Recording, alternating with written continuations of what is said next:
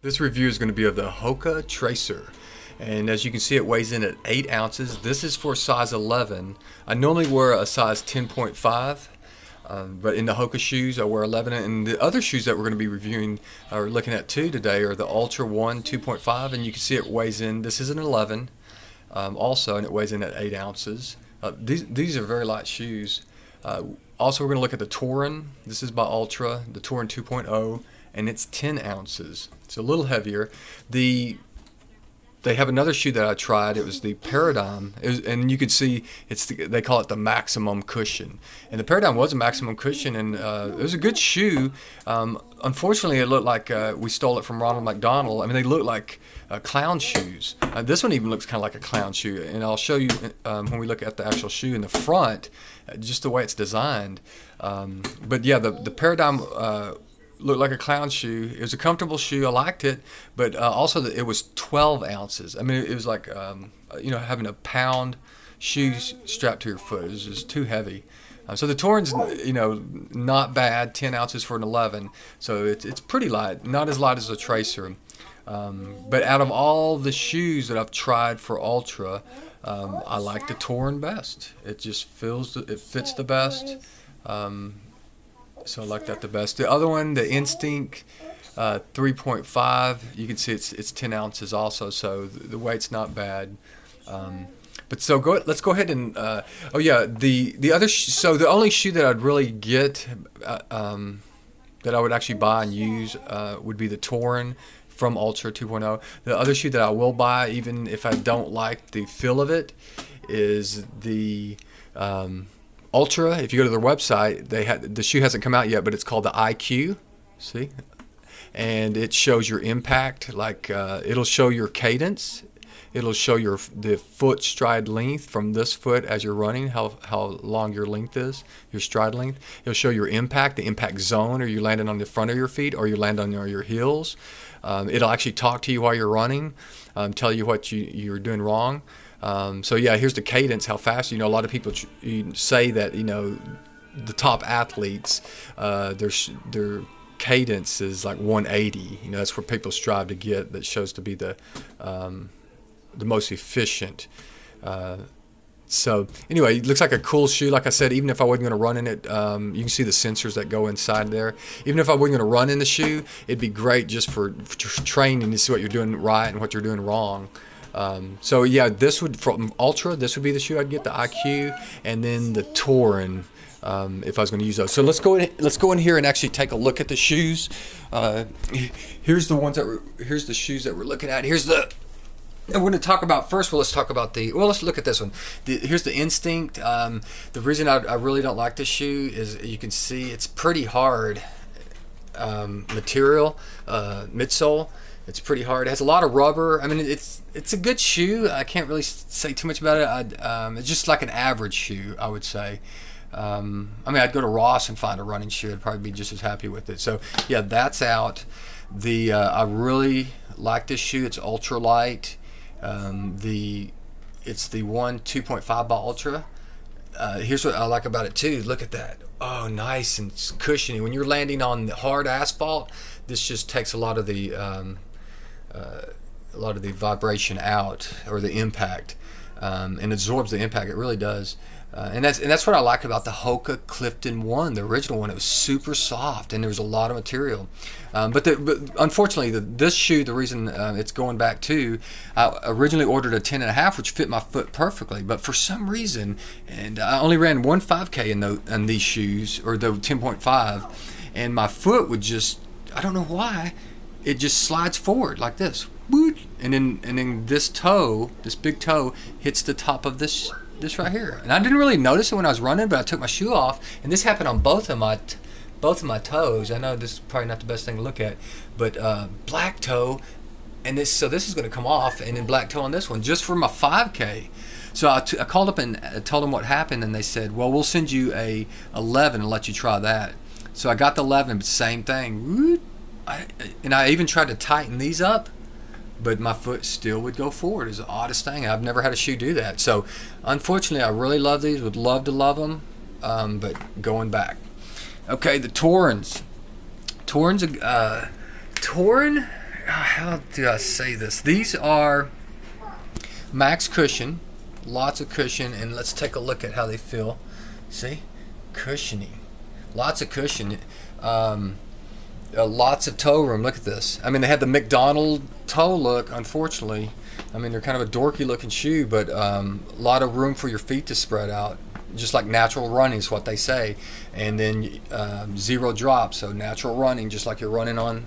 You're not running in those high heel shoes. Yeah, when you put it on, these are really comfortable shoes. That's the reason I say these would be the ones if I'm going to run. If I was going to get a pair from Altra, these would be the ones, the Torins. Let me stand up so you can see kind of what they look like. Yeah, not too bad. Not too bad. Cushiony. They have flat shoestrings, won't come undone. You got plenty of room up here, and these, my feet don't slide forward. I don't know if it's because the laces are straight. See how these laces kind of goes at an angle? See that? And then these go straight. I don't know what it is, but my foot does not slide forward. And just a real comfy, cushiony, I mean, just feels good on your foot. So yeah, if you're going to order some, if I was going to order some, if I was going to keep some, I would keep those. I'll have to run with them some more and see what I like.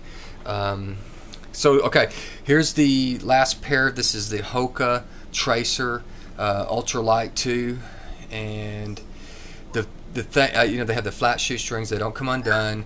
Look how skinny they are. You would think that they were ballerina slippers, and I didn't think I was going to like them because I like a wider shoe for my feet to spread out. I did not think I was going to like these, but I just ran a 5K in them. Got first place in my age group. And they felt fine. I was surprised. My foot fit in. It was okay. This has a good cup back here. It cups your heel, so your foot doesn't feel like the back of your foot's going to be coming out. It just really snugs your foot, really good and snug, but not in a bad way. But the material, their new R-mat material. See how hard it is too. It's not that hard, but I mean, I really didn't have a problem with it. But I really like the softer ones, like the Clifton again. And just like I like the softer materials of the Ultra 2.5s. Another thing that's kind of cool about these shoes, let me see if I can show you this. Goose, what are you doing, baby? Getting into the, you want shoes? Okay, another thing, see how it just kind of rolls? Look how much, see how it comes up like way up like that? I mean, it's kind of cool because when you run it does kind of, you just kind of land right there and roll off. Woo. So, a good shoe, I mean, get it and try it. And again, I'd like to say this: people the best thing to do for shoes, and I've watched so many reviews and such, is to actually buy the shoe. Like for Altra and Hoka, they give you a 30-day return. Nike does too. You can go to the Nike store and you have to ask them, and you can actually take them, run in them for 30 days. If you don't like them, bring them back. And that's the only thing I can think of to do is actually get the shoe, try it on, and see if you like it. Because I know I was talking to this one lady, and she was running marathons, running halves, and for like a year and a half, she said that she just had problem after problem after problem, and she went on this. She just kept trying more and more different shoes. And she kept trying shoes and kept trying shoes, and then eventually she said she found this ASIC that had a really big arch support, and she said after she found those, all the injuries went away, and she was rocking it. And I know this guy I run with, his name is Froline, and he's a superstar, and he was wearing the Hokas.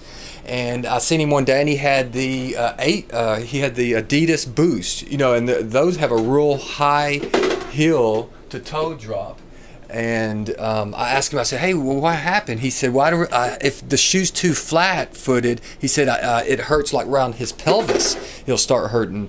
And but you know what, which was interesting, because I got the Adidas Boost, and I just had so many problems with my feet, and I had to actually sell them on eBay and get rid of them. So So yeah, it's different for different people. And I mean, you can watch review after review, but I mean, you actually have to buy the shoe, stick it on, run in it, and see how it feels. If it doesn't feel good, send it back, go buy another one, and you just have to keep doing that over and over, I think, until you find one you're like, man, I really like this one. But the Hoka Clifton ones, I liked. I really like that shoe. What I'm hoping is that the 2 came out. A lot of people didn't like it. I didn't like it. It just felt too skinny.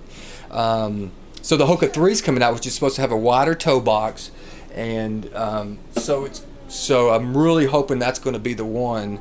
You know, the Clifton or the Hoka Clifton 3 is going to be the one that I go with.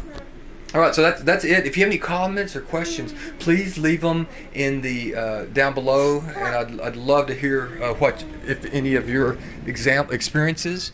Also, here's one last little bonus tidbit. I was looking online. I was trying to find something to hang some medals on. So I was looking online, and they had this. I like it. I mean, I like the look of it. This rack, and the cheapest I could find for a 3 foot was $75.